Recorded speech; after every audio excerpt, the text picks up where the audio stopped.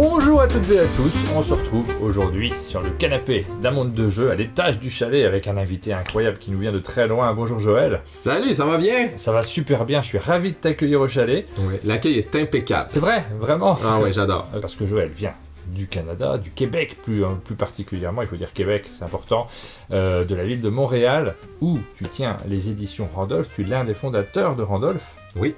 Un éditeur que vous ne connaissez pas forcément, mais vous le voyez, on a un logo, un beau logo que vous avez déjà vu forcément sur les boîtes de jeux et qu'on voit de plus en plus, puisque vous êtes distribué notamment par Gigamic en France, et on a souvent l'occasion maintenant de voir vos jeux arriver, on a l'occasion de vous en parler également sur notre chaîne, je le sais, vous êtes curieux, vous avez envie de savoir les dessous de cet éditeur, comment ça s'est passé, comment vous avez créé la maison d'édition, on va parler de tout ça dans ce canapé, on va avoir l'occasion de revenir sur ton parcours, et puis là tu es venu en France pour le salon de Vichy jusqu'au salon d'Essen. Tu passes 3 semaines en France. Oui, oui, c'est un peu déstabilisant. Ouais.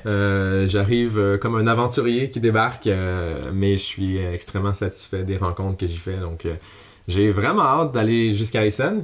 Mais en même temps, j'ai la petite nostalgie de la famille qui s'embarque. Ah bah oui, là ça commence à faire un petit peu long. Essen, c'est juste après. Là, on va partir directement. Tu vas faire. Alors, tu fais tout le tour. Hein. Tu es venu à Vichy. Vichy, c'est le salon professionnel dans lequel on vous parle. On découvre, nous, hein, les jeux de société. On vous en parle juste après. Ensuite, tu as enchaîné en visitant les locaux de BlackRock, tu m'as dit? Ouais, on est allé faire une petite visite chez BlackRock pour le coup, pour rencontrer les équipes là-bas. Oui. Les installations sont impeccables. Les nouveaux locaux de BlackRock que j'ai pas vu moi encore, j'aimerais bien les découvrir également. Et là, juste après, tu passes par Gigamic, votre distributeur, oui. Et tu enchaînes sur Essen, la Mecque, la foire mondiale dans laquelle on va découvrir tous les jeux qui vont sortir en cette fin d'année. Nous aussi, là, on reviendra avec plein de trucs, on vous montrera les différents jeux qu'on a découverts sur place. C'est des rendez-vous qui sont absolument essentiels pour vous aussi. Tu viens chaque année? Nous, en fait, on va à Essen à chaque année depuis très, très longtemps. Ouais. Mais c'est la première fois que j'ai un jeu exposé à Essen. Ah oui? Et c'est le petit Romy-Ramy. Et c'est la première fois que j'ai 2 petites tables de Romy-Ramy qui vont être jouées en espérant que le public là-bas va apprécier. On va parler de ces jeux-là, on va parler de la maison d'édition. On se lance dans la découverte de Randolph si vous ne le connaissez pas encore. Et si on a parlé de BlackRock, si on a parlé de Gigamic, c'est parce que vous faites partie de la même famille. Vous êtes dans le groupe Hachette. Oui. Donc c'est un peu finalement les cousins éloignés de France du Randolph. La même famille également que le Scorpion Masqué, qu'on a reçu Christian l'année dernière, à peu près dans la même période. Il est venu également au chalet et Scorpion Masqué, Randolph et Hachette, c'est le même groupe maintenant. Vous avez fusionné d'ailleurs avec Scorpion Masqué. Oui, ben en fait, on a surtout joint les équipes au même bureau pour faciliter les conversations, l'entraide. Disons qu'Hachette nous a aidé à rendre ce projet-là possible à Montréal.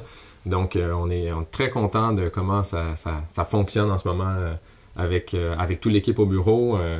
Moi, j'aime beaucoup voir les équipes s'entraider parce que j'ai l'impression qu'on fait un pôle d'experts à Montréal qui peut rester et peut-être rester longtemps, là. Et donc ça m'intéresse parce que j'ai vu comment la France s'est développée. Je viens de passer à Lyon voir justement toute la belle communauté, toute l'effervescence qui se passe là-bas. Et j'espère pouvoir faire le même genre de truc à Montréal, en fait. Exactement. Et alors, beaucoup de ceux qui nous regardent sur ce format canapé sont un peu créatifs, un peu passionnés par le dessous des cartes, ont envie de savoir comment on gère des choses, comment on crée des choses. Regardez bien cette émission parce qu'on va avoir des domaines qui sont complètement différents les uns des autres. Quand tu as créé le Randolph, à l'origine, c'était en quelle année la création du Randolph? 2012, tu m'as dit? 2012. Là, on a ouvert le bar le 27 juillet 2012. Le bar, vous avez entendu, c'est tout un itinéraire de vie qui est particulier parce qu'il y a plein de briques qui sont utilisées pour construire le bel édifice du Randolph. Ouais. Au départ, c'était un bar. Oui, un pub ludique dans le quartier latin à Montréal. Ouais. On a parti naïvement dans le développement de cet établissement. Notre objectif, c'était de faire jouer les gens, leur faire découvrir des jeux, leur faire passer un bon moment autour des jeux. Nous, on avait l'hypothèse que les jeux, maintenant, étaient meilleurs qu'avant. Oui. Et on voulait montrer ces jeux-là aux gens dans une optique de divertissement pour qu'à la fin de la soirée, les gens disent « Wow, j'ai vraiment passé un bon moment ». Donc, il faut leur montrer les jeux aux tables. C'est un service d'animation aux tables à la façon d'un sommelier qui vient Oui. proposer les jeux. Ah oui, avec la petite carte, le menu. Oui, ça peut Qu'est-ce être... que vous voulez choisir avec ce plat? Je vous conseille. Alors, attention, pas ce jeu-là, c'est salissant, mais... C'est souvent un ajustement avec les personnalités et les motivations du groupe. Par exemple, un truc qu'on se fait demander souvent, c'est « Je veux un jeu drôle, pas compliqué ». Donc ça, on connaît, on sait servir, et les animateurs se mettent en mode explication du jeu, bien sûr, mais quand ça fait 1000 fois que tu expliques un jeu, il y a forcément du divertissement qui s'ajoute à ton explication, des blagues que tu as peaufinées avec le temps, Oui. et une explication qui devient hyper agréable pour la clientèle qui est sur place, et surprenante, parce que si ça fait 30 ans que tu n'as pas joué puis tu débarques chez nous, tu es dans un autre monde. Et j'ai l'impression qu'on est à la guerre, puis c'est nous qui est au front. Là. On va nécessairement, constamment devoir convaincre des gens et les convertir tranquillement à explorer des nouvelles choses. On veut pas en faire des joueurs aguerris, on veut juste leur ouvrir un peu l'esprit. Oui. Et tu m'as dit que tu avais ouvert ça à 25 ans. Oui. C'est ta première activité? Non, ben moi ça faisait déjà 6 ans que j'étais dans l'industrie avant Randolph. Oui. Parce que j'ai commencé comme conseiller jeux de société au Valet de Cœur. Une boutique sur Montréal également. Une boutique mythique de Montréal. Et après 3 ans au Valet, j'en avais marre parce que les gens, ils doutaient toujours de mes conseils. Parce qu'ils étaient comme, ouais, cette boîte, elle a l'air moche. Puis là, je te dis, mais voyons donc, c'est Carcassonne, c'est vraiment bon. Et donc, j'ai commencé à prendre des adresses courriels des gens qui venaient et qui avaient le goût d'essayer les jeux. Et à un moment donné, je les ai contactés en disant, j'ai trouvé un lieu où est-ce que je pourrais vous faire jouer les jeux. Et ça s'appelait la récréation. Et à ce moment-là, à tous les semaines, à la récréation, j'invitais mes abonnés à venir jouer. On a commencé 7 la première fois et on a fini à la fin, on était rendu à peu près 2000 autour de moi qui tournaient. Ah ouais, oui, ça commence à faire... ça représente quelque chose. Et donc, on avait forgé une belle communauté. C'est à cet endroit-là que j'ai rencontré ma femme. Et c'est aussi à cet endroit-là que j'ai rencontré mes futurs associés avec qui on a développé un concept à l'année où est-ce que les gens pourraient venir se divertir à l'année. Et autour de la bière aussi, parce que on se rendait compte que après chaque activité de jeu, on se ramassait toujours au bar. Oui. Et donc, on s'est dit, ben là, il faudrait peut-être mettre les deux ensemble. La bière pour séduire la clientèle et les jeux pour les stimuler ou en fait leur faire découvrir autre chose. Et c'est là que le concept de pub ludique est né. Et qui existe toujours, hein, le pub du Randolph. Ça, c'est la petite boutique. C'est la boutique. Ouais, on a fait parce que maintenant, il y a plein d'établissements différents. Il y a combien d'établissements? On va ouvrir notre 8e pub ludique en octobre cette année. Et la petite boutique là-dedans, c'est un détour de parcours, je te dirais, pour notre communauté à Montréal qui cherchait les jeux qu'on avait de la difficulté à trouver. Parce que des fois, on était tellement enthousiastes, on faisait jouer un jeu qui était difficile à trouver. Et donc, on a développé la boutique pour aider les gens à trouver les jeux qu'on présentait, en fait. Alors, ces boutiques et ces bars sont situés donc au Québec, hein, forcément. C'est vrai qu'il n'y a pas d'entité en France, pourquoi pas d'ailleurs. Hein. Ben, on se fait, Martin, mon associé, se fait constamment solliciter pour la France. C'est quelque chose qui nous intéresse. Il faut juste trouver le bon partenaire. Donc, on est attentif. Ah, ça serait formidable, hein, parce que c'est vrai. Alors, des bars, il y en a plein en France. Il y en a plein, mais je crois pas qu'il y ait de... Je me trompe peut-être, je me suis pas renseigné sur le sujet. En fait, je vais peut-être dire des bêtises, mais j'ai pas l'impression qu'il y ait d'enseignes, en tout cas, que l'on retrouve dans les différents établissements de chaînes. Ouais. Moi, tu vois, je me suis promené à Lyon. Je suis allé faire 2-3 bars à jeux et à ma grande surprise, tout le monde me dit, nous sommes des enfants du Randolph. Ouais. On est passé à Montréal, on a vu ce que vous avez fait, ça nous a inspiré et on a créé notre truc. Et ça, moi, ça me fait hyper plaisir. Parce que même si c'est pas Randolph qui débarque en France, clairement, le concept qu'on a développé a fait des petits partout dans le pays. Et il n'y a pas plus grande fierté que ça, là, de voir que ta petite idée, ta petite vision ont réussi à influencer et que la mission se perdure, c'est l'essentiel. Donc, si Randolph voit le jour en France, c'est parfait. Si c'est pas le cas, c'est pas grave. Bien sûr. Donc, alors c'est très très connu, hein, le Randolph. C'est vrai que nous qui sommes vraiment dans le milieu professionnel du jeu de société, on connaît le Randolph. Vous qui regardez cette vidéo, si vous êtes français, si vous n'avez jamais été au Québec, vous ne vous rendez pas forcément compte de l'importance de ces lieux que ces lieux occupent au Québec. Pour le citer quand même, c'est vrai que nous en France, du Québec, on connaît très très bien le Scorpion Masqué et les jeux qu'ils ont fait et distribués assez tôt. Tu me disais, là-bas au Québec, finalement, Randolph, c'est plus connu que Scorpion Masqué. Je pense que oui. En raison des bars, à l'origine, quand on a parti le bar, on s'est associé avec un comédien très connu du Québec qui s'appelle Normand D'Amour. Ouais. Et Normand, quand on a ouvert le bar, il a fait une grande campagne de presse pour faire ce que moi j'appelle un peu son coming out de joueur. Et là, il a dit à la société, moi je suis joueur, je suis fier, j'aime jouer, ça fait 20 ans que je joue avec mes amis, ça m'a sauvé d'une dépression, et c'est à partir de là qu'on a remarqué au Québec un micro-changement, où est-ce que le Québécois moyen, au lieu de dire les jeux c'est long, c'est plate, et là tout d'un coup c'était je me souviens d'avoir eu du plaisir un jour avec un jeu, et ils ont redonné une nouvelle chance. Et c'est tout ce qu'on demandait. Et c'est à partir de cette petite curiosité qu'on a commencé à avoir beaucoup de monde qui sont débarqués au Randolph. Et ça, c'est toujours extraordinaire, c'est qu'on ne se rend pas compte à quel point quelques énergies de quelques personnes en particulier peuvent changer, en réalité, entraîner des changements qui sont profonds dans une société. C'était le cas en France avec tout ce qu'ont fait, par exemple, des acteurs comme Monsieur Fall sur Trick Track, qui ont entraîné derrière eux vraiment un changement des passions, des gens qui s'intéressent et une ouverture du marché qui, de fil en aiguille, il y a un effet domino derrière qui se joue, ont une influence majeure sur le marché du jeu de société. Donc ça a été le cas également chez vous, de toi évidemment, dans tout ce que tu as fait autour de ces bars, mais de tes associés, vous étiez 4, hein, tu m'as dit au départ. 4 fondateurs au départ, Donc voilà, le Randolph, vous connaissez les bars maintenant, mais il n'y a pas que des bars, il y a aussi une dimension maison d'édition. Vous avez fait toute une série de jeux très vite. Pas très vite, non. C'est arrivé même tranquillement dans le processus, je te dirais, un peu par intuition ou par volonté. On avait, ma copine a travaillé en fait, elle a déjà travaillé un petit peu chez Scorpion Masqué dans le temps.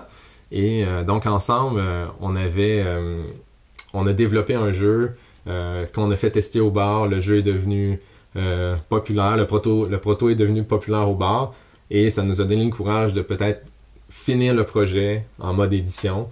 Mais tu sais, c'est très très drôle parce que c'est un projet on travaillait les soirs et les week-ends, donc c'est un projet qu'on faisait le jour. Et donc le jour, on travaillait dessus tranquillement à concrétiser le projet. Et et quand on a lancé le premier jeu, ben ça a déjà eu un impact positif. C'est un projet qui a bien fonctionné. Et de mon côté, c'est quelque chose que j'ai commencé à m'occuper dans l'entreprise et que je commençais à avoir beaucoup de plaisir à faire. Et donc, si tu m'avais dit au départ du Randolph, ben, tu feras des jeux chez Randolph, je te dit ben, pourquoi, ça sert à rien. J'aurais déjà beaucoup à m'occuper. Mais parce que j'ai pris plaisir à le faire, ben, j'ai poursuivi l'aventure. En fait. Parce que tu es auteur aussi, hein, parce qu'il y a beaucoup de jeux que tu as fait dont tu as imaginé la mécanique. Oui. Mais ça aussi, c'est un peu par accident, c'est-à-dire que pendant longtemps, je considérais pas être un auteur, je considérais juste être je faisais des trucs, je testais des choses. Ça a pris du temps avant que je me permette de dire ben ce jeu-là c'est de moi et que je me permette de le sortir pour le montrer à d'autres. Celui-là en plus, bravo. L'image de bravo, tu es magnifique sur cette photo. Merci. C'est un jeu qui est très personnel pour moi. Que j'ai mis en fait tous les trucs les plus ridicules que j'aimais dans les jeux dans une seule boîte pour en faire une célébration de l'absurdité. Je suis un fan d'absurdité, donc pour moi ce jeu c'est la célébration, c'est une façon de le mettre de l'avant. C'est un jeu qui est très très drôle à jouer avec les enfants bien sûr.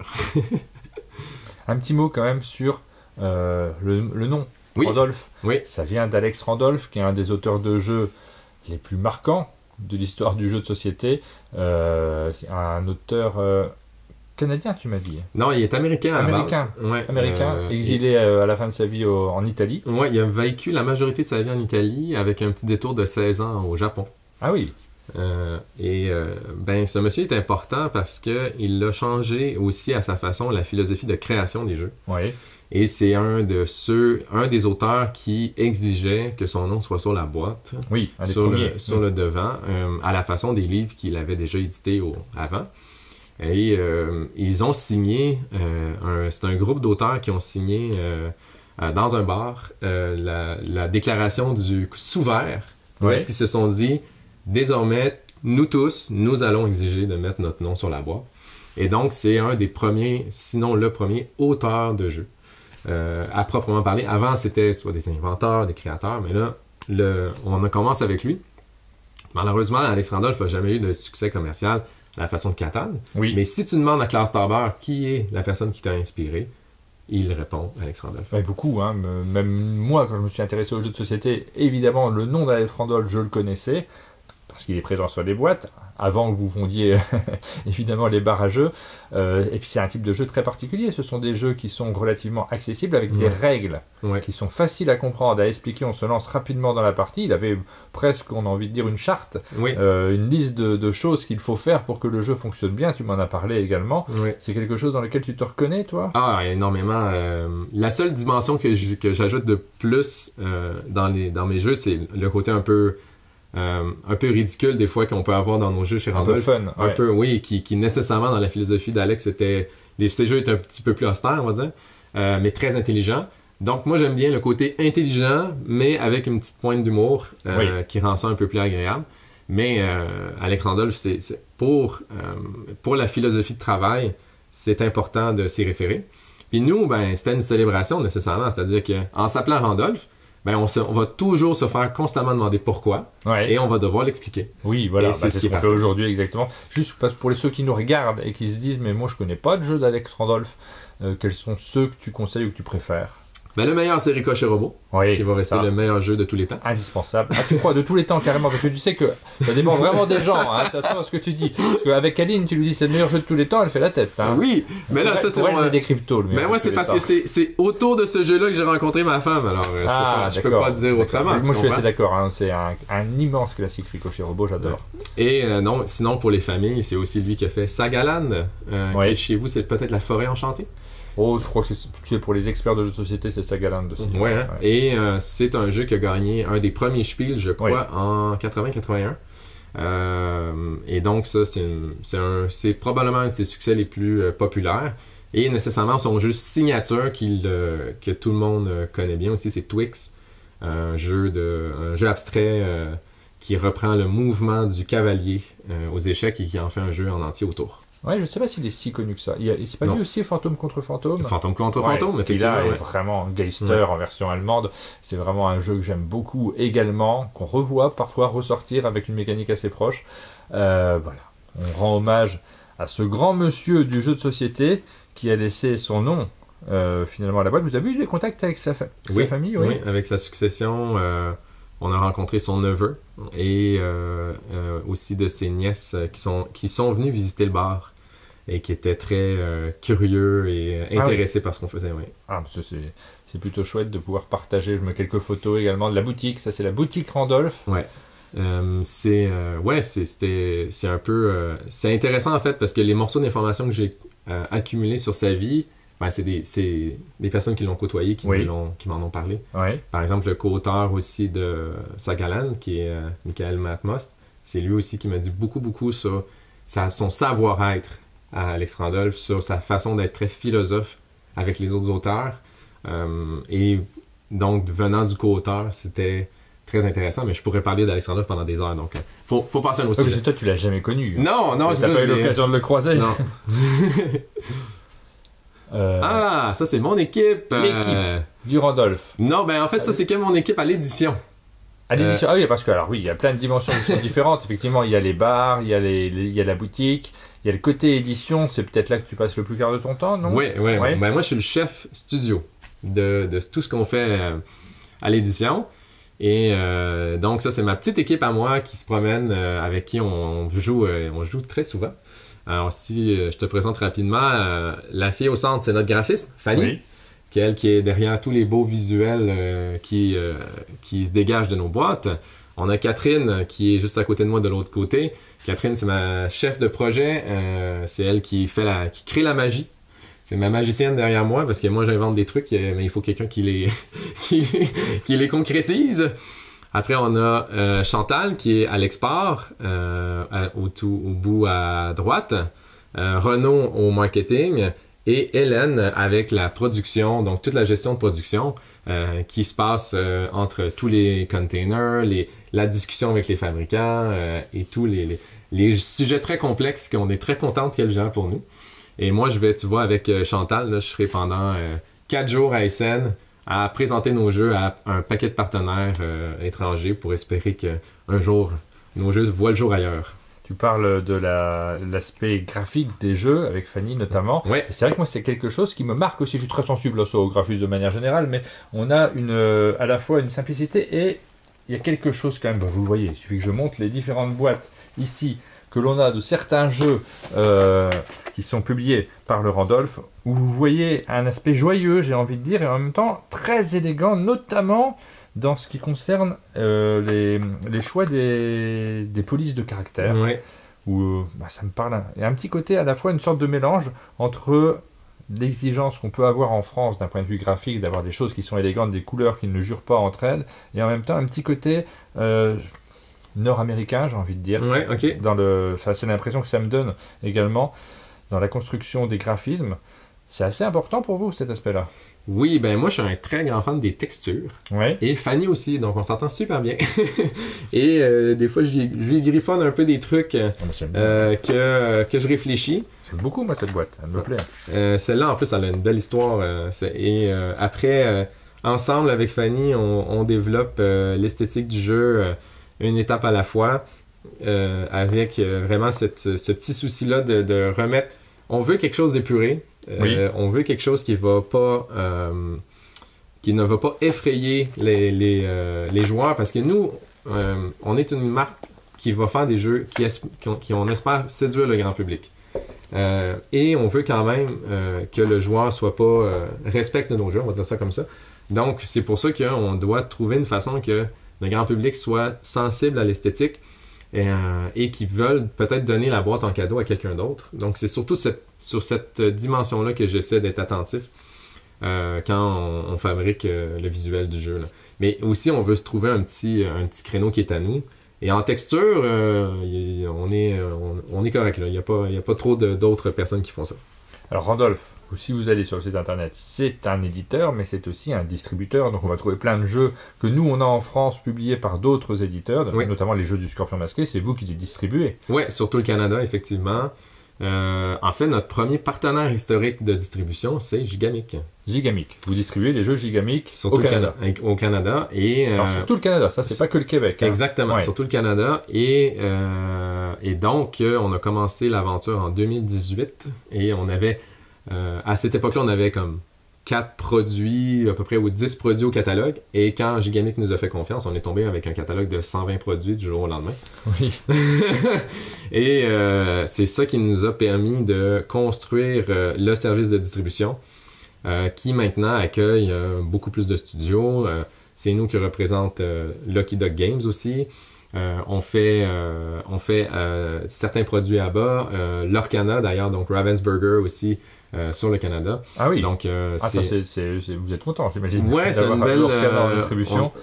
Et les gens viennent nous voir justement parce qu'ils aiment l'espèce de synergie que ça crée avec nos bars, où est-ce qu'on peut créer un certain enthousiasme de temps en temps sur des jeux qui fonctionnent bien avec les bars et le réseau. Et donc, c'est pour ça que c'était logique pour moi, quand je cherchais un distributeur pour la France, de cogner à la porte de Gigamic pour dire, oui. Ben là, je serais prêt. Je pense qu'on a un catalogue qui pourrait se défendre dans les prochaines années. Je serais prêt à faire le saut sur la France. Ça, c'est avant le fait d'intégrer Hachette ou... Oui, ben, parce que nous, on discutait avec Gigamic. Effectivement, ça aurait pas... Peu importe ce comment les choses se seraient passées, on aurait été voir Gigamic, c'est sûr. Oui. C'est des bons copains. Là. Ça s'est passé comment, le fait d'intégrer le Randolph et le Scorpion Masqué? Parce que maintenant, on va le dire, vous êtes dans le même studio, vous êtes dans les mêmes locaux, je veux dire. Ouais. Même qu'on a des ressources partagées, parce qu'il y a des gens dans l'équipe que je te présentais qui travaillent aussi dans l'équipe Scorpion.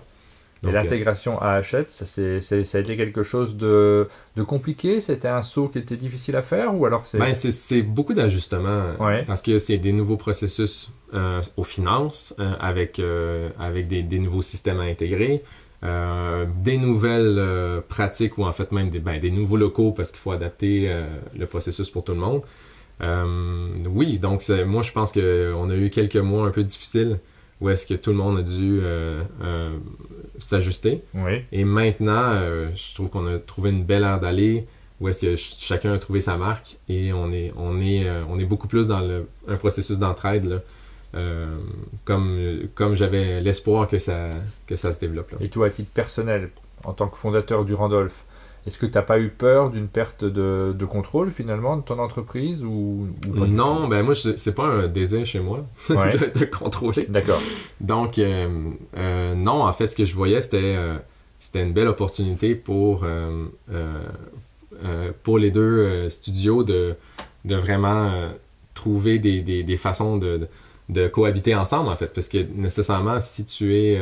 quand on est tout seul, des fois, c'est plus difficile.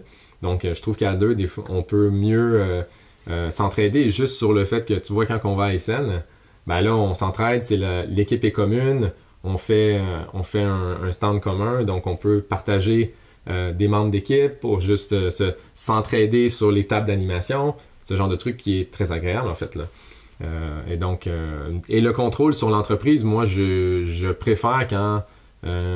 on trouve des personnes qui ont l'expertise et qui sont dans la bonne chaise que d'essayer de mettre du scotch un peu partout et de penser que moi j'ai la solution à tout, ce qui est tout à fait faux. Donc je préfère m'entourer de personnes. Et donc, quand on a un certain niveau juste un petit peu plus un petit peu plus élevé en termes de chiffre d'affaires, ben, ça permet justement de mettre des spécialistes dans les chaises. Genre, quand on est un peu trop petit, on doit tout faire. Et donc c'est pour ça que c'est important des fois de s'entraider pour pouvoir se permettre des professions qu'on ne pourrait pas se permettre tout seul, en fait. On va parler de jeux, c'est quand même important. Alors, des jeux, il y en a pas mal. Tiens, là, on voit l'image de Lynx, qui a été publié sous le nom de Linkto en France. Si on a changé de nom partout, parce qu'on a découvert qu'il y avait un jeu en Italie qui s'appelait Lynx. Ah, il n'est pas là, mais c'est un jeu que j'aime particulièrement, moi, celui-ci. Donc, on a créé ça avec ma copine, ensemble. C'est venu d'une intention de créer un jeu de quiz qu'on pouvait jouer en coop. Donc, où est-ce que... Parce que le côté un peu chiant des quiz, c'est que je la connais pas la réponse. Oui. Mais dans ce jeu, à l'aide de la déduction, tu peux deviner la réponse. Et c'est ce que j'ai bien... c'est ce morceau-là qui m'a intéressé dans la création du jeu. Et le processus est vraiment très agréable. Nos tests ont bien fonctionné, donc ça nous a donné le courage de partir en édition sur le jeu. Ça, c'est les 2 premières boîtes qu'on a fait, Voyage et Cuisine. Et bien sûr, maintenant, le nom est rendu Link2, mais c'est le même concept qu'on a juste amélioré. Même les niveaux, maintenant, sont mieux balancés qu'à l'époque de Lynx. Voilà. Link2, tu dis, oui, effectivement, je l'ai mal prononcé. Et donc, ce jeu-là, ça fait partie des nombreux jeux qui sont sortis. Il y en a plein, hein. Il y en a quelques-uns qui sont derrière nous. On va s'attarder plus particulièrement sur les derniers, ceux que tu es venu présenter aussi particulièrement, parce qu'ils sont dans l'actualité du moment. C'est forcément ceux que vous poussez en détail. Le premier jeu que vous avez publié, quand même, c'est l'hostie de jeu. L'hostie de jeu, et c'est assez important parce que là c'est un jeu qui met l'ambiance autour de la table. C'est un générateur de blagues assez classique. Et qui a super bien marché d'ailleurs. Oui, on a eu un gros engouement autour et c'est ce qui a permis après ça de structurer tout l'aventure ludique autour des jeux. Ouais. À tel point d'ailleurs que sur certains jeux qui sont parus derrière, on a inscrit sur la boîte, vous avez inscrit sur la boîte par les créateurs ou validé, je crois, je ne sais plus quel est le terme que vous avez utilisé. Approuvé par l'hostie de jeu. Il y a eu un moment donné, clairement, où est-ce que l'hostie de jeu était plus populaire que Randolph Voilà. Ça, c'est le jeu, je pense que vous, ça s'appelle Fucking Dilemma. Exactement, Fucking Dilemma, c'est la version Lumberjack, c'est un jeu Lumberjack à l'origine, et vous avez fait la version Randolph, approuvée par l'hostie de jeu, parce que c'est une référence tout simplement au Québec. Ça nous permet, ce petit sigle-là, de signifier à notre clientèle au Québec que s'ils ont aimé l'hostie de jeu, dans le même genre de générateur de blagues, Méchant Dilemme va être intéressant pour eux, en fait. Et donc on a pris l'habitude de faire cette petite collection. C'est comme si c'était notre petite collection, la collection de l'hostie de jeu, en fait. Ça fait partie des jeux que vous sortez régulièrement.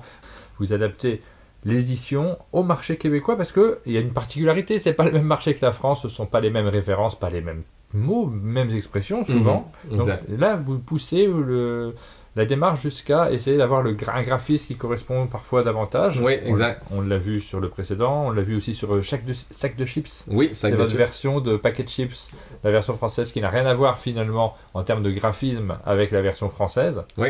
Tu me dis, ça serait pas vendu d'ailleurs. Non, pas vraiment. C'est ça qui est... Nous, on est devenus un peu les spécialistes de l'ajustement des jeux pour le marché québécois.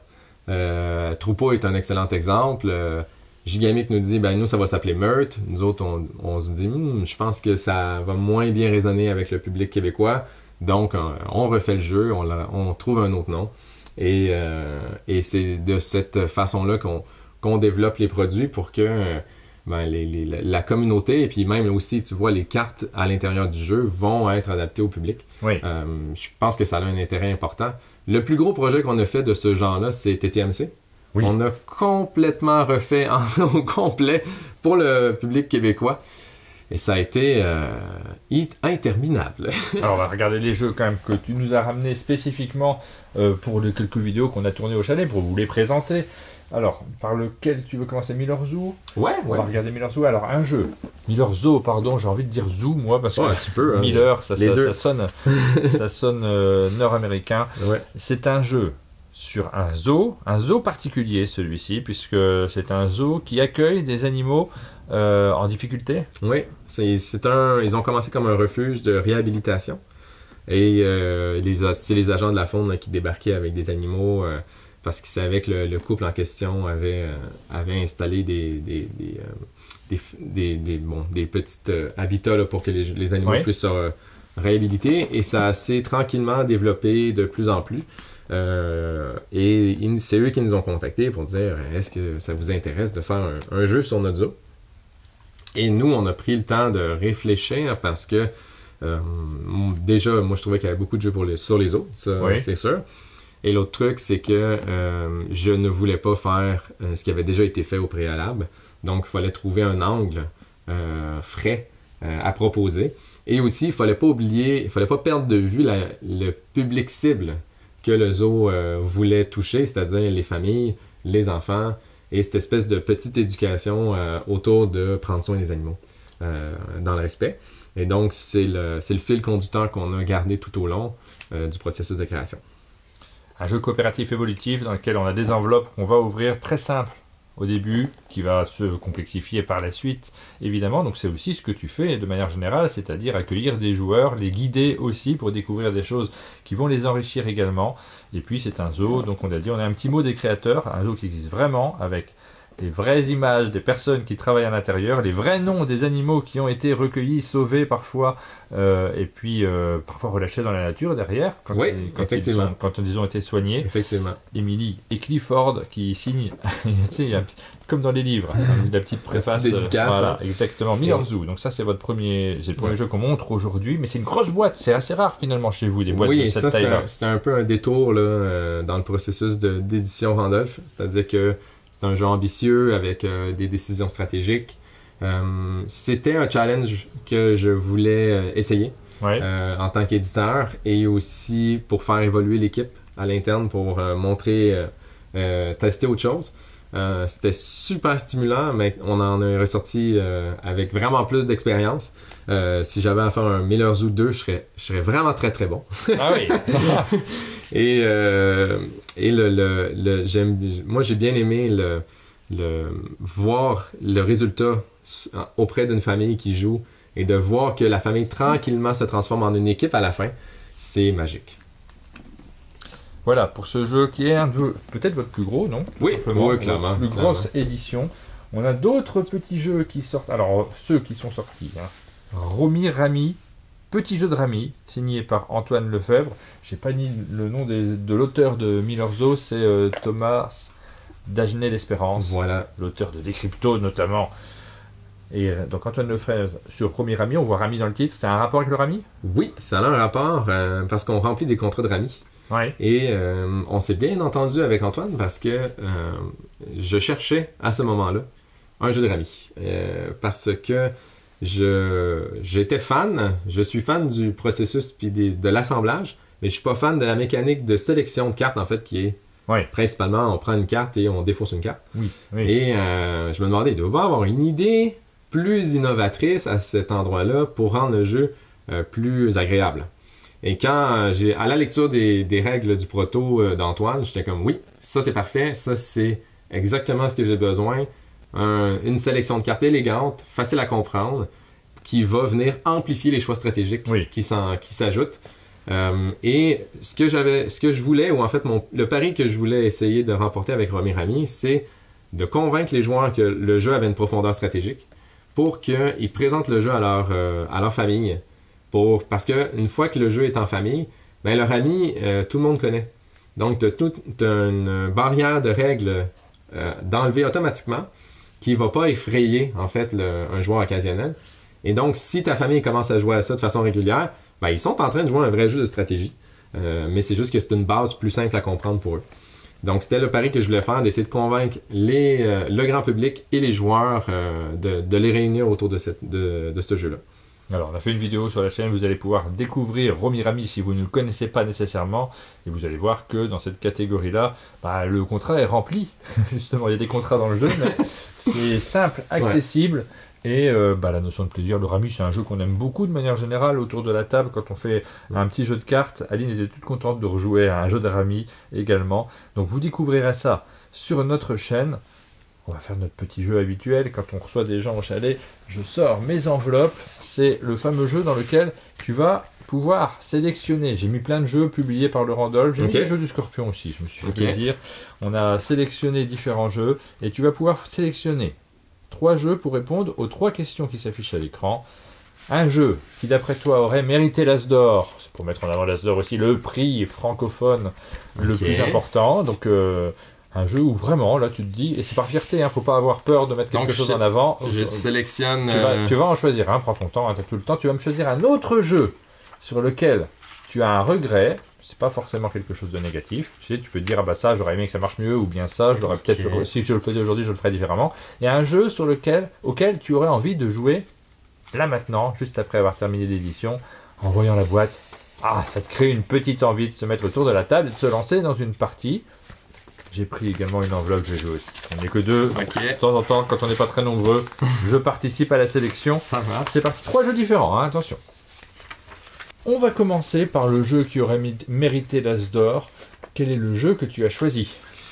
J'ai choisi une patate à vélo. Une patate à vélo. Le jeu qui est basé sur le livre d'Élise Gravel qui est là juste derrière nous. Une patate à vélo. On a le jeu de société, on a le livre qui est également à côté. C'est un grand classique de la littérature jeunesse. Et vous avez fait une petite édition qui a bien marché. On a eu le plaisir de faire une vidéo d'ailleurs sur notre chaîne. Vous pouvez la découvrir si vous ne connaissez pas. On l'a faite avec Aline. Un livre qu'on retrouve dans toutes les classes. Un jeu que vous avez édité qui marche bien. Pourquoi penses-tu qu'il aurait mérité l'As d'or? Parce que c'est drôle. Et c'est... moi, je connais pas d'autres jeux qui sont si drôles à jouer avec les enfants. Et je pense que pour cette raison-là, il est tellement stimulant à jouer avec les enfants parce que ça provoque des nouvelles discussions, une nouvelle façon d'aborder la réalité avec eux. Moi, je suis fan, mais j'ai tellement vu des belles parties se déballer autour de moi que j'aurais bien aimé... mais le jeu a été très très bien reçu en France. Oui. Et je suis... Déjà juste pour ça, je suis hyper content. Quand je visite les petites boutiques, les gens m'en parlent et m'en parlent avec beaucoup d'émotion. Donc, je vois que les gens ont joué et qu'ils ont eu des bons moments autour du jeu. Et ça, c'est le mieux, là. Mais c'est sûr que il peut y avoir c'est pas un jeu qu'on va se voir récompenser normalement parce qu'il est pas intelligent, il est pas stratégique, il est juste drôle, il est juste agréable. Oui, enfin ça c'est pas un critère non plus exclusif. C'est quelque chose auquel vous pensez, ça, l'As d'or, les prix, les récompenses, c'est une attente, une envie, ou alors c'est pas très important pour vous? Ben, pour moi, c'est un objectif de vie. Oui. Qui un jour, j'espère pouvoir remporter une récompense. C'est la motivation. Pour moi, c'est ma motivation première, en fait. Mais là, je parle personnellement pour moi, puis je veux pas je veux pas mettre cette pression à l'équipe. Ben non, bien sûr, oui. Par contre, quand on fait des bons coups à l'interne et que je vois que c'est des petits détails qui vont être appréciés, ben j'essaie de le dire aux équipes en disant, ben là, ce qu'on vient de trouver et le fait qu'on l'a bien fait, je pense que ça va nous donner un peu plus de chance pour la suite. Et des fois, on a des super belles surprises, là, comme avec Flashback Zombie Kids, où est-ce que on arrive, puis boum, ça fonctionne, mais on est hyper content en fait. Là. Ça, c'est une publication, je pense, du distributeur français. Non, c'est nous. C'est nous directement. Oui, parce que nous, on distribue Acropolis. On distribue Acropolis sur le Canada. Ouais. Puis en plus, à l'interne, on avait Zombie Kids qui avait gagné avec Flashback. Donc, oui. on avait eu une gros doublé cette année. Ouais. Voilà, donc vous êtes sensible à ces prix-là. Je pense que c'est bien de l'être en réalité, parce que c'est pas du tout de la prétention, mais quand on fait des jeux, on y croit forcément. Quand ils sont récompensés, en fait, c'est aussi un accomplissement. Moi, je pense que les jeux allemands sont devenus très très bons parce que les éditeurs allemands ont clairement la volonté de gagner le Spiel. Ouais. Et donc, c'est pour cette raison-là que moi, j'ai la volonté de gagner un prix aussi pour faire des meilleurs jeux. C'est une motivation pour faire des meilleurs jeux. Et pour gagner le prix, c'est pas si simple que ça parce qu'il ne faut pas reproduire les mécaniques, les systèmes et ce qui a fait gagner les prix des jeux précédents. Il faut réussir à trouver ceux justement dont on va parler à l'avenir. C'est une recherche permanente. Moi, j'ai choisi Turing Machine simplement parce que le choix. C'est Johan Levé qui me fera la tête. Et Fabien Gridal également, si jamais je choisissais pas Turing Machine, qui était sélectionné cette année, qui n'a pas décroché le pompon, mais il n'était pas loin, je pense, dans le cœur du jury. Voilà. Énorme succès sur ce jeu publié chez Scorpion Masqué. Voilà pour mon choix. On va enchaîner avec la rubrique suivante. Le jeu sur lequel tu aurais un regret, c'est toujours intéressant. J'ai pris 20 mystères. 20 mystères. Donc vous connaissez pas. Ben non, c'est pour ça que j'ai failli le prendre en me disant mais je connais pas en fait. Voilà mon regret. Parce que au Québec, le jeu a eu une super bel accueil. Ouais. C'est un jeu de dégustation de vin. Avec du vrai vin dedans? Avec du vrai vin. Mais tu l'as pas ramené? On va déguster une bouteille qu'on va acheter en boutique de vin, donc en magasin. Et on ramène la bouteille avec à l'intérieur des caches bouteilles qui sont fournies. Donc on doit dire au commis au magasin, cache-moi ma bouteille, je la paye, je sais pas ce que je paye, je sais pas qu'est-ce que j'achète, et je ramène la bouteille à la maison. Ouais. Et à la maison, on va faire une dégustation de vin en 7 étapes. Donc le visuel du vin, et on va pouvoir miser sur quelle est la couleur du vin avec les vrais termes. Donc on fait une vraie dégustation de sommelier guidée parce que à l'intérieur du jeu, c'est Jessica Arnois, l'autrice, qui a fourni toutes les informations sur le vin. Et c'est toujours sur forme de casino. Donc, je mise sur la bonne réponse. Et si c'est bon, ben, je reprends ma mise je regagne ma mise avec des gains. C'est un système hyper efficace avec un processus éducatif pour les adultes caché à l'intérieur où est-ce qu'on en apprend sur le vin.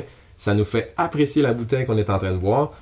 Le seul problème que j'ai, c'est que mon regret, en fait, c'est qu'il n'ait jamais vu le jour en France. Ben oui, mais en fait, là, tu m'en parles, moi, ça me donne envie, ça, parce que je suis complètement nul en vin, j'y connais rien du tout, mais par contre, j'aime bien, on en boit très peu, mais j'aime bien quand, justement, tout cet aspect passionné. Je regrette de ne pas m'y connaître un petit peu davantage. Et j'adorerais découvrir ça, moi. Par contre, en fait, le problème qu'on a eu, c'est le système qu'on a développé au Québec en partenariat avec la SAQ, pour recueillir les bouteilles de vin. On n'a pas réussi à trouver un partenaire de la même façon en France. Donc, le jeu pourrait voir le jour éventuellement quand on aura trouvé le bon partenaire pour la France, en fait. Mais jusqu'ici, ben, il va rester au Québec. Ah bah, je suis curieux de le découvrir. J'aimerais bien y jouer, faire une partie. Ça me ferait très très plaisir. Moi, j'ai choisi Linkto dans les jeux sur lesquels j'ai un regret parce que j'aime beaucoup Linkto, on en a parlé tout à l'heure. C'est un petit jeu de culture générale. J'adore les quiz, moi. Tout ce qui est quiz, je suis ravi de pouvoir y jouer.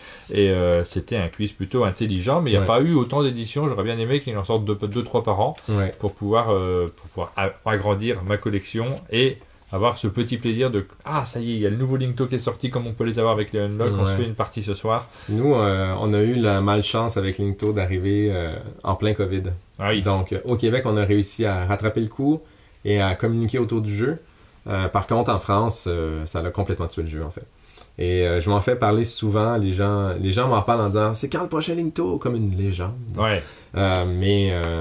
Donc, il va falloir...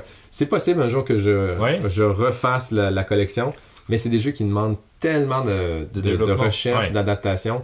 C'est des projets qui sont extrêmement complexes et ça se voit pas beaucoup en jouant. C'est vraiment du raffinement de playtest qui rend, disons, le projet moins facile à ressortir.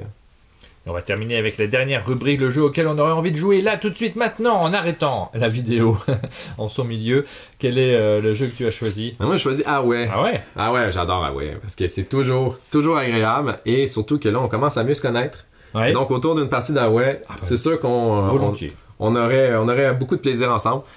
C'est le petit jeu, un des jeux de party qu'on a dans notre collection qui est dans nos meilleurs vendeurs au Québec. C'est vrai, ça marche très bien. Ouais, nous, c'est notre petit jeu signature là, qui, année après année, continue de tourner. On vient d'ailleurs de sortir au Québec la version famille, qui est tellement le fun. Quand tu joues avec tes enfants, c'est incroyable. C'est une catégorie de jeux où il y a pas mal de jeux en réalité. Vous avez beaucoup de concurrents dans cette catégorie. Ce sont les fameux jeux dans lesquels on va mettre des situations et on va les classer en fonction des joueurs autour de la table. Il y a un petit côté tu préfères. Qu'est-ce que tu préfères parmi toutes ces situations-là? Quel est l'ordre que tu vas mettre? Bon, je regarde les exemples qui sont derrière. On a prendre des décisions, la télé-réalité, aller bruncher, devenir un influenceur, le karaoké. Et là, vous l'avez compris, on a immédiatement envie de réfléchir à quelle est la situation que je vais mettre en premier. Moi, très clairement... Qu'est-ce que tu penses que j'aurais mis là, entre toutes ces situations-là? Moi, je pense que tu vas aller mettre... Ouais, j'ai mon choix. Alors, ton numéro 1, je pense que je l'ai. Ah ouais, c'est quoi? C'est aller bruncher? Non. Non? En fait, on a joué avec ces trucs-là et non, clairement, non, c'est pas aller bruncher. Qu'est-ce que tu entends par aller bruncher exactement? Ben, bruncher, c'est quand tu manges, tu petit déjeunes et tu déjeunes en même temps. Ouais. D'accord, non, c'est pas trop mon truc, ça. Ça, c'est pas du tout les repas que je préfère. Non, du tout, prendre des décisions, ça me déplaît pas, mais c'est pas ce que je préfère non plus. Devenir un influenceur, je m'en fiche un peu, c'est peut-être même un problème que j'ai, étant donné le métier que je fais. Peut-être qu'il faudrait que j'y réfléchisse davantage. Je déteste la télé-réalité. Voilà. Pas ça du tout, il reste le karaoké. Ouais, je choisis le karaoké, enfin tu vois pas les équipements qu'on a là. C'est tout fait pour le karaoké, ça? Mais oui, ici, il s'est passé des centaines de soirées karaoké. C'est notre grande spécialité chez Un Monde de Jeux. Tu aurais été surpris, du coup. Peut-être tu l'aurais mis en dernier. Non, c'est le premier, très très clairement. Mais est-ce que... Mais alors, écoute, attends, je joue avec toi. Ok. Qu'est-ce que tu aurais mis en premier? Je te vois pas sur la télé-réalité, je t'imagine pas sur le karaoké, peut-être je me trompe. Je te mettrais sur, aller bruncher peut-être en premier avec prendre les décisions. Moi, j'aime bien aller bruncher. T'aimes bien aller bruncher, ouais. C'est mon style. C'est vraiment mon style. Avec les amis, la famille, c'est toujours agréable. Ça permet de se lever tard le dimanche. J'adore. Voilà, avec la fameuse carte Je sais ça, que tu choisis sur la catégorie où tu es sûr, parce que vous ne jouez pas que sur le préféré, vous jouez sur l'ordre de chacune des cartes, et quand il y en a une, vous savez que c'est la dernière, ça c'est sûr, vous pouvez doubler le score associé à cette carte, ça s'appelle Away, c'est disponible en France également, et effectivement c'est très sympa autour de la table, j'aime bien moi ce genre de jeu, les jeux de type tu préfères, je suis assez client, également, même si je suis plutôt un joueur de jeu à l'allemande. Mais vous aviez fait une super vidéo d'ailleurs sur Away. Oui, on s'était fait plaisir, on l'avait fait dans nos formats critiques. On s'était amusé à le faire comme ça pour s'amuser. C'était pas une vidéo que tu nous avais commandée, je crois pas. Hein, non, on a été surpris un matin, on s'est réveillé et boum, il y avait une belle vidéo. Ouais, voilà, exactement. Et moi, le jeu auquel j'aurais envie de jouer là tout de suite, Le Monde est fou. Tiens, j'ai choisi celui-là parce que c'est un type de jeu qui m'a bien plu, c'est chez Scorpion Masqué, hein, c'était pas vous qui l'avez fait celui-ci, c'est pas le studio Randolph, mais j'avais bien plu. Pour l'anecdote, c'est un jeu qu'on avait réimaginé avec l'équipe d'Un Monde de Jeux. Ah ouais. On avait fait les règles, on l'avait imaginé, on était tout fiers de notre création, on l'a présenté autour de nous en le montrant notamment à l'équipe, aux frères Libralesso qui regardent peut-être cette émission et qui nous ont dit non mais ça existe déjà, laisse tomber. Ah ouais. Il nous l'a envoyé, ils sont rentrés chez eux et on a reçu par la poste Le Monde est fou, on s'est dit ah oui. Voilà, ça existe déjà, mais elle était bien cette idée. Oui, elle était très bien et c'est très très bien adapté là, dans cette boîte. On a un bon succès autour de ce jeu-là d'ailleurs, donc on est bien content.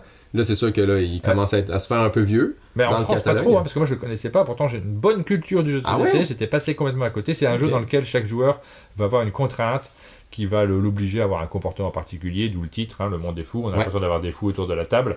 Et il faut essayer de deviner un peu quelles sont les contraintes des uns et des autres. Exactement. Voilà pour nos choix pour ce jeu des enveloppes.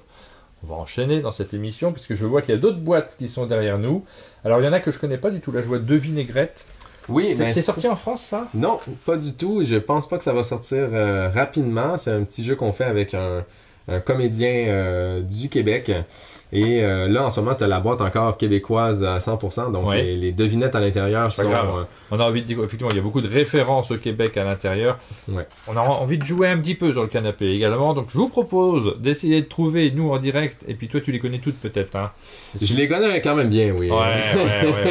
Je les ai lus et relus, effectivement. Le petit concept qui est un peu drôle, c'est qu'on aura deux devinettes qu'on devra deviner dans notre tête et fusionner parce que l'addition des deux mots, des deux réponses, donnera une de vinaigrette et donc la réponse finale qui est nécessairement un amalgame de deux mots avec une syllabe commune. Ah bah tiens, là, c'est typiquement québécois. Je vous allez pas trouver, je suis désolé. Mais j'imagine assez québécois.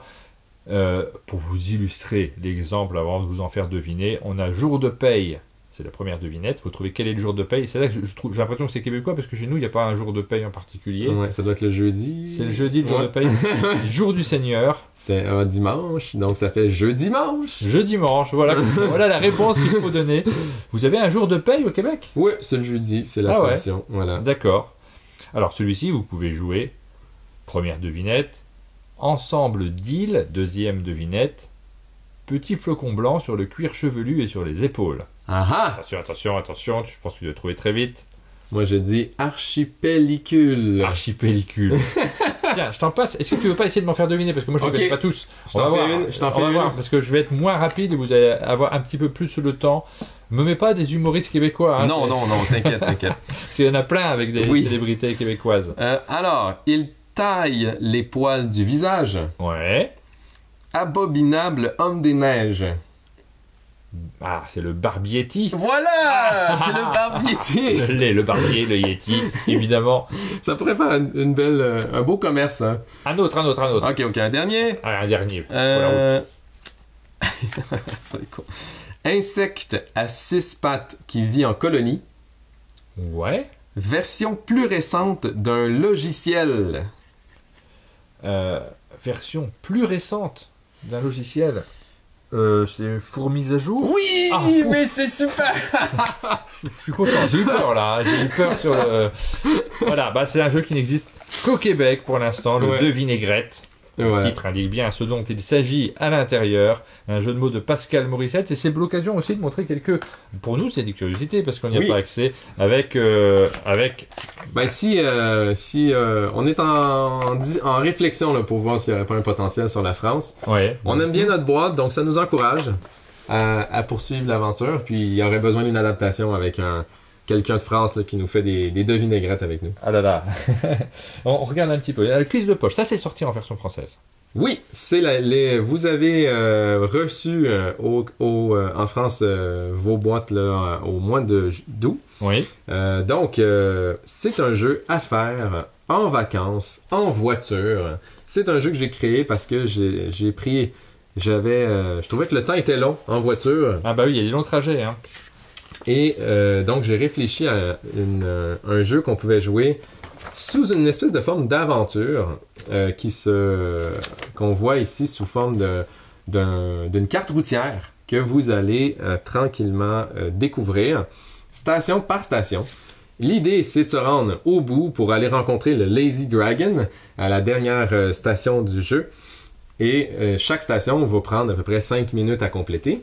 Si on complète la station, on va utiliser le crayon qui est fourni à l'intérieur pour marquer notre progression et Ouais. passer à la suivante. Est-ce qu'il y a encore nous, parce que là, on l'a ouvert plusieurs fois. Oui, encore. Et donc on peut noter.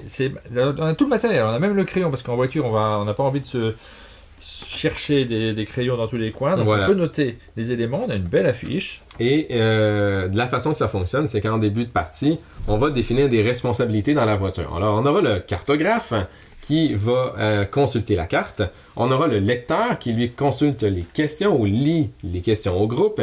On a le porte-parole qui peut être souvent le conducteur parce que le rôle du porte-parole, c'est de confirmer la réponse. Et ensuite, on est prêt pour partir à l'aventure sur la carte. L'idée étant de passer la station et d'essayer de faire un maximum d'étoiles sur la station. La station, elle nous demande un certain nombre de questions d'un type spécifique, donc d'un thème spécifique. Et si on réussit à passer autour de la station, on passe à la suivante jusqu'à ce qu'on ait fini l'aventure en entier. Mais même quand l'aventure est terminée, on peut refaire au complet pour tenter les 3 étoiles sur tout le trajet. Donc, on se rappelait des réponses qu'on a déjà données, des questions qui ont été posées. Ben, chaque station, étant donné que c'est fait sous forme de générateur avec le paquet, même si tu refais une station, tu n'auras pas nécessairement les mêmes questions. D'accord. Parce que les cartes sont faites de façon à ce qu'on puisse utiliser n'importe quelle carte pour n'importe quelle station. Donc, en fait, le jeu auto-génère du contenu. Mais ce qui est très, très cool, en fait, c'est qu'effectivement, si on reprend une question qui a déjà été lue au préalable, mais c'est super! Oui, parce que ça va nous aider à avoir un 3 étoiles parce qu'on se souvient, espérons. Ça fait partie de la mécanique de jeu. Voilà. Le fait de pouvoir retomber sur la même question. Parfois, dans des jeux de quiz, on se dit c'est un inconvénient, mais il n'y a pas suffisamment de cartes. Et là, si c'est intégré à la mécanique, c'est plutôt une bonne surprise de retomber sur une question. Voilà pour la mécanique de ce jeu particulier de quiz. Et puis surtout, c'est des vraies questions. Et ça me fait plaisir parce qu'on a de plus en plus vu, y compris chez Scorpion Masqué, avec le jeu de 0 à 100, des jeux qui nous proposent de faire des quiz, mais où c'est marqué clairement sur la boîte. Fonctionne très bien avec des joueurs. Le jeu de culture générale, je crois que c'est marqué sur de 0 à 100. Pour ceux qui n'en ont pas. Pour ceux qui n'en ont pas. On a beaucoup de jeux de ce type-là. Oui. C'est super, hein, il n'est pas question de les critiquer, mais moi j'aime bien avoir des vraies questions. J'aime bien aussi faire appel à tout ce que l'on sait. Tout ce qu'on a envie d'échanger entre nous. Ah, il y a des questions qui sont très compliquées quand même. Hein. Il y en a de tous les niveaux parce qu'on veut quand même qu'il y ait un peu d'adversité à l'intérieur de l'aventure.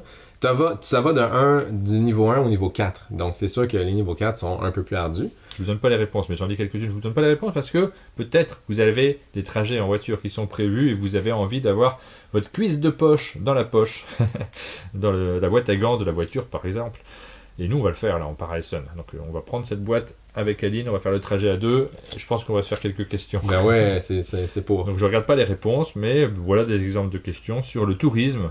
En voyageant au Brésil, quelle langue va me servir pour communiquer avec les Brésiliens? Ça, je crois que je le sais. Ça va. Je pense quel monument est le plus photographié dans le monde? Là, je suis pas sûr du tout. Ça peut être surprenant comme réponse. Il peut y avoir plein de choses de possibles. Ouais. Lequel de ces 3 volcans ne constitue pas le Kilimandjaro? Ça, moi, je sais pas du tout, je savais pas. Il y en avait plusieurs. Le Shira, il y aura un choix de réponse ou le Kilauea. Donc, il y a 3 choix de réponse, ok. Et lors de quel mois fête-t-on le jour de l'indépendance de l'Ukraine? Celle-là est très difficile, mais c'est le niveau 4. Ouais, vraiment, ça, c'est les 4 niveaux de questions. Vous avez des questions sur gourmand, le thème invention, le thème héros, et on vous a lu celle du thème tourisme. On a essayé de trouver 4 thèmes qui fonctionnent bien avec les vacances. Oui. Voilà. Et le petit côté un peu cool du jeu, c'est que si tu l'oublies dans ta boîte à gants, l'année prochaine, tu refais un voyage, ben, il est déjà là. Il est déjà prêt pour continuer ton aventure. Voilà, exactement. Et c'est le genre de jeu qu'on peut oublier dans sa boîte à gants. J'en ai quelques-uns. Moi, dans ma boîte à gants, j'ai Devino chez Cocktail Game qui est toujours dans la boîte à gants et qui sort régulièrement. Tu connais Devino? Non, pas encore. Ah, ben c'est des petits jeux très pratiques. Un jour, on l'a déjà dit, il faudra qu'on fasse une vidéo des jeux à avoir dans sa voiture. Celui-ci en fait également partie. On a fait le tour des jeux qui sont juste à côté de moi. On a cité Bravo tout à l'heure. Ouais. Par contre, je vois qu'il y a une grosse boîte là. Qu'est-ce que c'est que cette boîte? C'est du prototype, ça? On parle un peu des jeux en version prototype qui risquent d'arriver plus tard? Celui-là, on a le droit d'en parler. On a le droit d'en parler. Alors parlons-en. Alors, Seaside, ça va tomber ici sur le nom de Littoral. Ouais. C'est un jeu qui est incroyable. J'essaie de compter mon enthousiasme, mais j'ai beaucoup de difficultés. C'est un jeu de plage qu'on peut jouer à la plage. Tu n'en es pas l'auteur, hein. C'est Brian Burgoyne, pardon. Oui, en plein ça, c'est bien prononcé. C'est vrai. Voilà. Et première fois qu'on me dit ça. c'est un auteur de Montréal qu'on se connaît depuis une bonne dizaine d'années. Ouais. C'est un auteur qui a toujours des très très bonnes idées. Donc, je suis toujours curieux d'essayer ces nouveaux prototypes.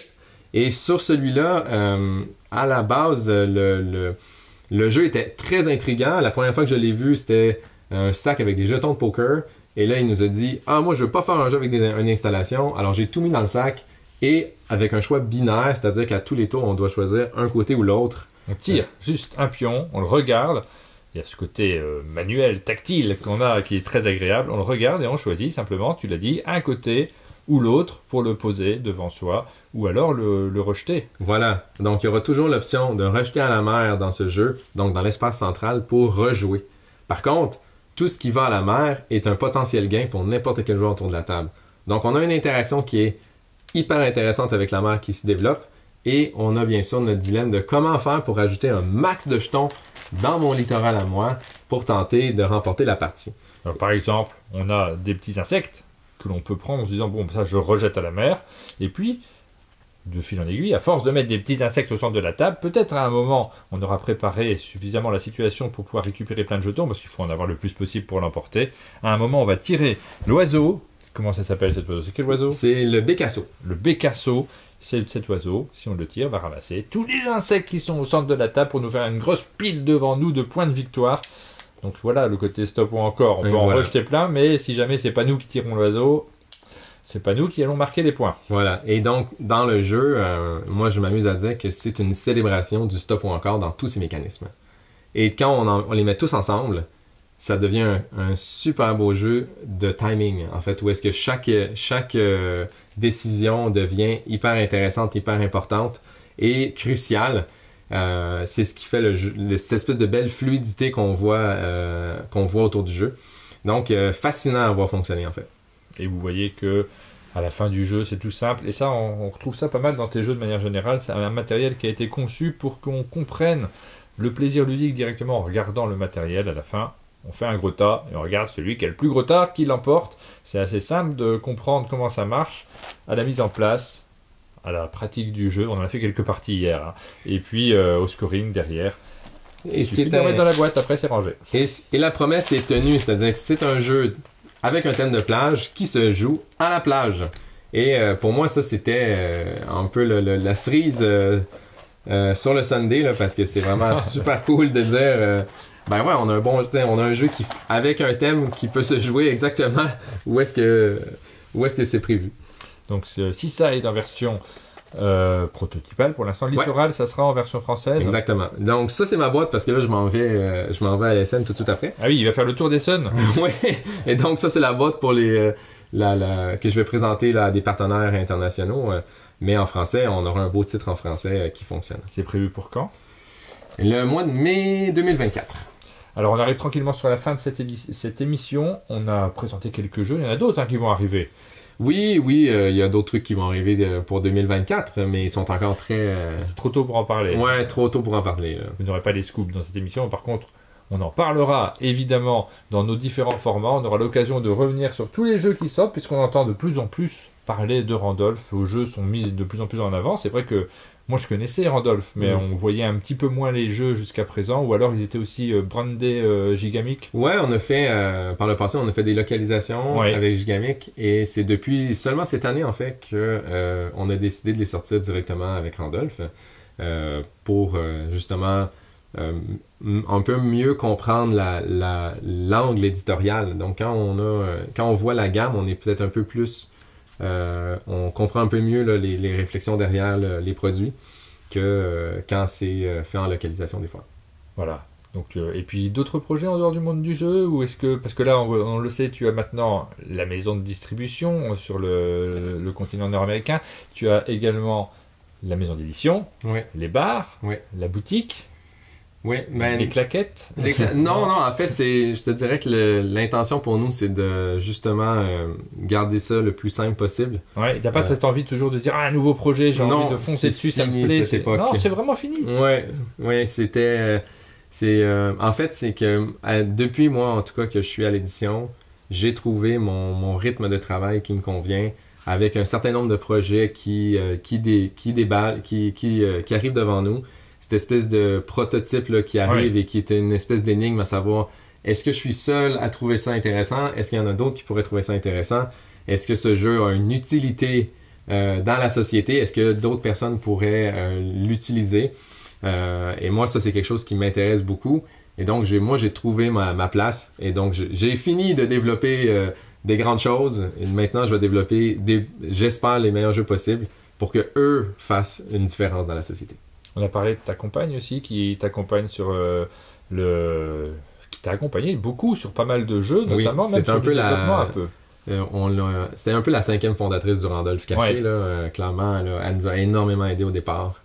C'est elle qui a conçu les cartes de boissons, les cartes de cocktails, le graphisme de Randolph au départ, c'est elle. Il y a beaucoup de choses qu'on lui doit à Marie-Ève dès le début. Et maintenant, c'est avec elle que j'ai développé les premiers jeux. Aussi. Elle travaille toujours avec toi? Non, ben là, tranquillement, de temps en temps, un jour par semaine, elle se mettait sur sa propre compagnie, son propre projet, qui s'appelle Bateau, et qui maintenant lui prend tout son temps.